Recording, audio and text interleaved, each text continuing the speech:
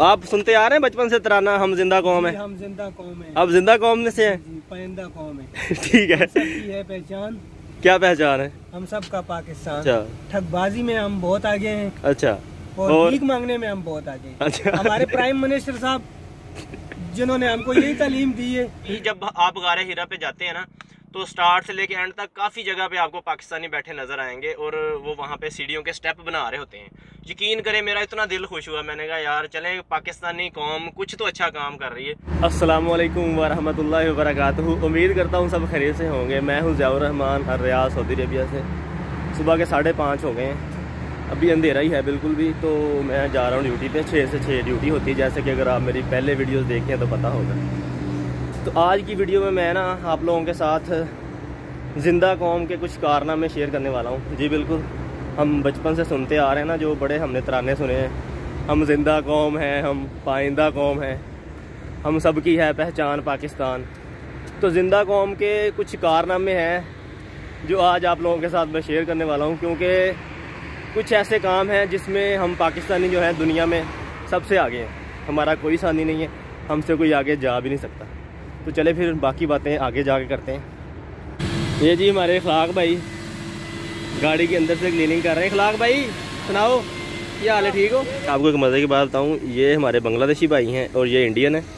और यहाँ पे एक ज़िंदा कौम का बाशिंदा भी आप लोगों का दिखाता हूँ मैं, ये आप देख सकते हैं जी। अस्सलाम वालेकुम ज़ुबैर भाई।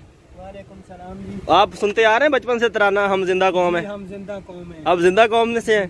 पाइंदा कौम है। ठीक है। सबकी है पहचान। क्या पहचान है? हम सब का पाकिस्तान।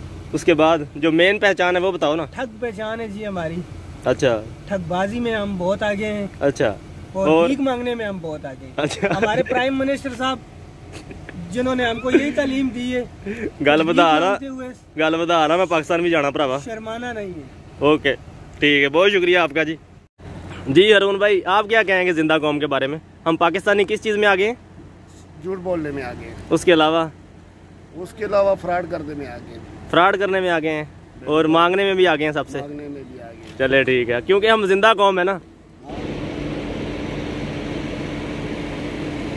अस्सलाम वालेकुम जमाल भाई। वालेकुम। आपने वो तराना सुना हुआ है हम जिंदा कौम है, हम पाइंदा कौम है? बस जी ना हम तो जिंदा हैं और ना पाइंदा है, बस गुजारा कर रहे हैं। गुजारा कर रहे हैं ठीक है। और सब खैरियत है? खैरियत है, क्योंकि जिंदा कौमें जो हैं वो बस चली गई हैं, तो अभी तो हम मुर्दा ही हैं। और आपका क्या हाल है? सुबह बखैर। सुबह नूर। बिस्मिल्लाहिर्रहमानिर्रहीम। तो चलें फिर अपने जोन की तरफ चलते हैं। कुछ बातें रास्ते में और कुछ वहाँ पहुँच के। बिस्मिल्लाहिर्रहमानिर्रहीम। सुब्हानल्लाह जी सख्खर लना हाज़ा व मा कुन्ना लहू मुक़रिनीन व इन्ना इला रब्बिना लमुनक़लिबून। थोड़े दिन पहले एक वीडियो वायरल हुई है, 17 लोग एयरपोर्ट के ऊपर पकड़े गए हैं जिन्होंने माना है कि हम लोग सऊदी अरब जा रहे थे वीज़ा पे, वहाँ पे जाके हमने भीख मांगनी थी। और बहुत सारी ऐसी फैमिलीज जो आपको देखने में ना भिखारी लगेंगी ना वो मांगने वाले लगेंगे। उनका तरीकाकार भी ये होगा कि हम मांगने वाले नहीं हैं, हमारा पर्स गिर गया, हमारा पर्स चोरी हो गया, तो हमारे पास अब पैसे नहीं हैं ज़ियारतें करने के लिए, चीज़ें शॉपिंग करने के लिए, तो हम मांगने वाले नहीं, अच्छी फैमिली से बिलोंग करते हैं, तो प्लीज़ हमारी हेल्प कर दें। और ऐसे लोगों को आप अगर 5 या 10 रियाल देंगे ना तो वो बड़ी हैरत से देखेंगे कि इतने पैसे क्यों दे रहे हैं, ज़्यादा दें, कम से कम 50 या 100 रियाल दें। और वो लोग पाकिस्तान से आए भी मांग रहे होते हैं। मैं जद्दा में रहता था तो हमारा ना कुछ दोस्तों का प्रोग्राम बन गया कि यार हम ना गारे हीरा और गारे सौर की ज़ियारत करके आते हैं। हमने सोचा कि दिन के टाइम धूप बहुत ज़्यादा होती है, गर्मी होती है, तो रात को हम जाएंगे। तो किसी से हमने पूछा, कहते हैं रात को जा सकते हैं, कोई ऐसा मसला नहीं है, बहुत लोग जाते हैं। तो हम लोग चले गए वहाँ पे। तो जब हम वहाँ पे पहुँचे ना, यकीन माने जब मैं वहाँ पे पहुँचा, वहाँ पे देखा कि एक जगह पे एक पाकिस्तानी बैठा हुआ, उसने सीमेंट की बोरी रखी हुई और वो वहाँ पे जो सीढ़ी के स्टेप बना रहा था, वो स्टेप देख के मेरा दिल खुश हो गया यार, इतना मेरा दिल खुश हुआ। मैंने कहा यार बड़ा ये बंदा जो है वो पाकिस्तान के लिए फ़ख्र है एक किस्म का, यानी ये इतना अच्छा काम कर रहा है, बहुत ज़बरदस्त काम कर रहा है। तो जब हम थोड़ा सा आगे गए तो आगे जाके एक और पाकिस्तानी बैठा हुआ था, यानी काफ़ी, जब आप गारे हीरा पे जाते हैं ना तो स्टार्ट से लेके एंड तक काफ़ी जगह पे आपको पाकिस्तानी बैठे नज़र आएंगे और वो वहाँ पे सीढ़ियों के स्टेप बना रहे होते हैं। यकीन करें मेरा इतना दिल खुश हुआ, मैंने कहा यार चलें पाकिस्तानी कौम कुछ तो अच्छा काम कर रही है। लेकिन ये जो मेरा भरम था ना थोड़ी देर का था।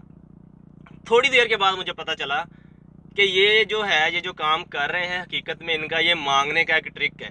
क्या करते हैं, वहाँ पे सीमेंट की बोरी उन्होंने ऊपर पचाई हुई है, थोड़ा सा मसाला बना के वहाँ स्टेप के ऊपर उसको स्टेप बना रहे हैं थोड़ा सा। जब देखते हैं कि कुछ लोग गुजर रहे हैं वहाँ से, तो वो कांडी उठा के जो मिस्त्री वाली होती है वो उसके ऊपर फेरना शुरू कर देते हैं। और जैसे ही वो लोग वहाँ पे पहुँचते हैं, हाजी सदका वहाँ पे कटोरा रखा हुआ है मांगने के लिए। तो यानी बाद में मुझे पता चला कि यार मैं जो जिस चीज़ पे फ़ख्र कर रहा था कि ये हमारे पाकिस्तानियों का फ़ख्र बन गए और इतना अच्छा काम कर रहे हैं, दिल खुश हो गया था। यानी ये भरम मेरा थोड़ी देर तक की रहा, पता चल गया कि ये सिर्फ यहाँ पे मांगने के लिए बैठे हुए हैं। इनका मकसद यहाँ पे भीख मांगना है, ये इनका पेशा है। ये किसी नेकी के लिए, किसी भलाई के लिए ये काम नहीं कर रहे, ये सिर्फ मांगने के लिए कर रहे हैं। अब जब भी कभी उम्रा पे आएँ तो आप लोगों को ये चीज़ खुद देखने में मिल जाएगी। मैं तकरीबन 7-8 साल पहले की बात कर रहा हूँ। मक्का मुकरमा में और मदीना मुनव्वरा में बाहर हरमैन की यानी मस्जिद के अंदर भी आप लोगों को पाकिस्तानी भीख मांगते नज़र आएंगे। सिग्नल्स के ऊपर भी आप लोगों को भीख मांगते नज़र आएंगे। मदीना मुनव्वरा में तो ऐसी ये लोग ट्रिक चलाते हैं जिस तरह पाकिस्तान में होता है ना, जो भीख मांगने वाले होते हैं उन्होंने एक व्हील चेयर के ऊपर कोई बूढ़ी औरत बिठाई होती है, ज़्यादातर एक छोटी बच्ची बिठाई होती है, लेकिन उन्होंने रिकॉर्डिंग चलाई होती है कि माई ना अखां तो देख सकती है, ना माई पैरों तो चल सकती है, ना माई दे हथ कम कर देने। छोटी सी बच्ची होती है, वो बिल्कुल ऐसे निडाल होकर बैठी होती है। वही सीन यहाँ पे मैंने मदीना मुनव्वरा में अपनी आंखों से देखा है। एक औरत फिर रही है मांगती, वो बैठ जाती है एक जगह पे, एक पॉइंट ढूंढ के वहाँ पे बैठ गई, तो वो बच्ची उसकी गोद में ऐसे निडाल और मदहोश हो जाती है कि जैसे ये बहुत ज़्यादा बीमार है, यानी ये बिल्कुल चल फिर नहीं सकती। वहाँ पे जो हज उम्रा करने आए लोग होते हैं वो उनको कोई 1 रियाल, कोई 5 रियाल, कोई 10 रियाल भी दे रहा होता है। और जैसे ही वहाँ पे कुछ जो इदारे के लोग होते हैं उनको पता होता है, जो लोग मांगने वाले होते हैं उनकी, मेरे तो ख्याल में यहाँ पे कोई ट्रेनिंग सेंटर ज़रूर पाकिस्तानियों ने बनाया हुआ है खुफिया, जिधर ये ट्रेनिंग देते हैं कि हम लोगों ने इदारे के बंदों को कैसे पहचानना है। जैसे कोई मतुआ या कोई पुलिस वाला कोई आता है तो उसी टाइम वो उठ के चल पड़ते हैं। जैसे ही उनको पता चलता है कि मामला अब क्लियर है तो वही सीन होता है, वो औरत बैठ जाती है, उसके अलावा वो बच्ची जो उसकी गोद में लेट के मदहोश हो जाती है। और देखने वाले को तरस आता है कि पता नहीं ये बहुत ज़्यादा बीमार है या क्या मसला है इस बच्ची को। यानी जो स्किल मांगने के पाकिस्तान में यूज़ होते हैं वही सेम स्किल। और ये मैं सुनी सुनाई बातें नहीं कर रहा, ये मैं चीज़ें खुद अपनी आंखों से देख चुका हूँ। मदीना मुनव्वरा में मैं गुंबद खिज़रा के पास बैठा हुआ था, तो वहाँ पे ये मंजर जो है मैं अपनी आंखों से सारा ये सीन मैंने देखा है, पाकिस्तानियों के जो मांगने के ट्रिक हैं। और अच्छा, तो दुबई में ना हमारे पाकिस्तान के बहुत सारे ऐसे ज़िले हैं जो बिल्कुल बैन है, यानी उन अजला के जो लोग हैं ना वो वर्क वीज़ा पे जा सकते हैं और ना ही वो विज़िट वीज़ा पे जा सकते हैं। ये हुआ क्यों है कि दुबई ने एक पॉलिसी निकाली थी अजनबियों को, यानी सारे अजनबियों को उन्होंने लोन देना स्टार्ट कर दिया कि जिन लोगों के पास बिज़नेस करने के लिए पैसे नहीं हैं उन लोगों को हम पैसा देते हैं, वो बिज़नेस करें यहाँ पे। तो बाकी मुल्कों के जो लोग थे वो तो माशाल्लाह से बिज़नेस कर रहे हैं। हमारे पाकिस्तानियों ने क्या किया, इन्होंने लोन लिए, वहाँ से पैसे जेब में डाले, चुप करके जाके एयरपोर्ट पे टिकट करवाई और सीधा पाकिस्तान में। सऊदी अरेबिया में जितनी भी अच्छी जॉब्स हैं ना, शॉपिंग मॉल, रेस्टोरेंट और फैक्ट्री वर्कर वगैरह, ऐसी किसी भी जगह पे आप लोगों को पाकिस्तानी बहुत कम नज़र आएंगे। वही नज़र आएंगे जो पहले के आगे हुए हैं। अब जो है इनको पाकिस्तानी चाहिए ही नहीं है, क्योंकि पाकिस्तानी बदजुबानी, बद अखलाकी और ज़रा सी बात पे सीनियर के साथ लड़ाई झगड़ा, सीनियर की रिस्पेक्ट नहीं करते। सीनियर को बात कर दे तो आगे से चौड़े होकर कहते हैं कि हम लोग तो वीज़े के पैसे दे के आए हैं, हम लोगों को किसी ने ख़रीद तो नहीं लिया, हम तो वीज़ा पैसों से ख़रीद के आए हैं, हम किसी की बात क्यों सुन लें। जब हम लोग पाकिस्तानी पाकिस्तान में होते हैं ना, तब हमको हमारी फैमिली नज़र आ रही होती है कि हम हालात यहाँ पे ख़राब हैं और कमाई कम है, तो फैमिली जो तंगी में गुजारा कर रही है, तो हम लोग सोचते हैं कि हम बाहर चले जाते हैं, हम वहाँ पे जाके हर काम कर लेंगे, ये कर लेंगे। लेकिन जैसे ही हम लोग यहाँ पे पहुँच जाते हैं, कुछ महीने हमें गुजर जाते हैं यहाँ पे काम करते हुए, 4 पैसे जेब में आ जाते हैं, तो फिर हम जो है अपना आप लोगों को दिखाना शुरू कर देते हैं। और यकीन माने ऐसे ही होता है, मैं ये चीज़ें यहाँ पे देख चुका हूँ।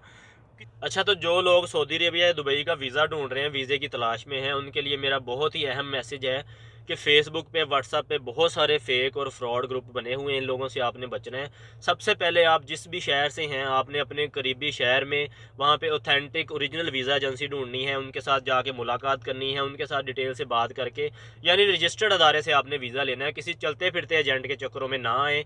अगर तो आप फैसलाबाद, पिंडी या इस्लामाबाद के रहने वाले हैं तो मैंने उस पर एक डिटेल वीडियो बनाई हुई है, आप मेरी वीडियो में जाकर देख सकते हैं। तो वहाँ पे आपको ओरिजिनल वीज़ा एजेंसी की डिटेल मिल जाएगी, उनके लिंक भी मिल जाएंगे, फेसबुक पे आप उनको फॉलो कर सकते हैं। और किसी भी इदारे से अगर आप वीज़ा लेते हैं तो आजकल तो इंटरनेट हर किसी के पास है, आप खुद भी चेक कर सकते हैं। हर इदारे का एक लाइसेंस नंबर होता है, आप गूगल करके उसको वेरीफाई कर सकते हैं। मेरा मतलब कि किसी भी चलते फिरते बंदे से वीज़ा ना लें, genuine authentic original visa agency से ही वीज़ा लें। एक एक और मामला जो हमारे पाकिस्तान में बहुत चल रहा है, किसी ना किसी जानने वाले के रेफरेंस से हम लोग वीज़ा देख रहे होते हैं कि मेरे फ़लाँ मामू का जानने वाला है, ये मेरे कज़न का दोस्त है, ये फ़लाँ है। अगर आप किसी चलते फिरते बंदे से वीज़ा लेते हैं, फॉर एग्जांपल अगर वो आपके साथ फ्रॉड नहीं भी करता तो उससे आपको आज़ाद वीज़ा ही मिलेगा, कंपनी का वीज़ा नहीं होता है ऐसे लोगों के पास। तो आज़ाद वीज़ा जब आप ले लेते हैं तो एक तो आज़ाद वीज़ा होता बहुत महंगा है, दूसरे नंबर पर जब आप यहाँ पहुँच जाते हैं तो यहाँ पर इकामा भी आपने खुद बनाना है, रहाइश का भी किराया आपने देना, बिजली का बिल भी, हर चीज़ A to Z आपने खुद पे करनी होती है। मेरे ख्याल में आज़ाद वीज़े पे आना बहुत बड़ी बेवकूफ़ी है। आज से 10 साल पहले जो लोग आज़ाद वीज़े पे आते थे तब जो थी वो अच्छी अर्निंग कर लेते थे, लेकिन अब जो आज़ाद वीज़े वाले हैं बहुत ख्वार हो रहे हैं। आज़ाद वीज़े के कोई हालात नहीं है, कंपनी के वीज़ा पे आए, थोड़ी सैलरी होती है लेकिन बेनिफिट्स और भी होते हैं बहुत सारे जो आपको कंपनी वीज़ा पे मिल रहे होते हैं। एक तो आते ही आपकी सैलरी स्टार्ट होती है, आपको काम नहीं ढूंढना पड़ता, बहुत सारी अच्छी अच्छी कंपनियां भी हैं। यानी तसल्ली करें, वीज़ा एजेंसी वालों से भी तसल्ली कर लें, किसी अच्छी कंपनी का वीज़ा ढूंढें, तो आज़ाद वाले चक्करों में ना पड़े, कंपनी का वीज़ा लेके ही आएँ। इस टॉपिक पे अगर डिटेल वीडियो बनाई जाए तो मेरे ख्याल में वीडियो बहुत ज़्यादा लंबी हो जाएगी, तो आज के लिए इतना काफ़ी है। कुछ चीज़ों को हम पेंडिंग कर देते हैं। मिलते हैं नेक्स्ट वीडियो में। अपना बहुत सारा ख्याल रखिएगा, मुझे भी दुआ में याद रखिएगा। अल्लाह हाफिज़।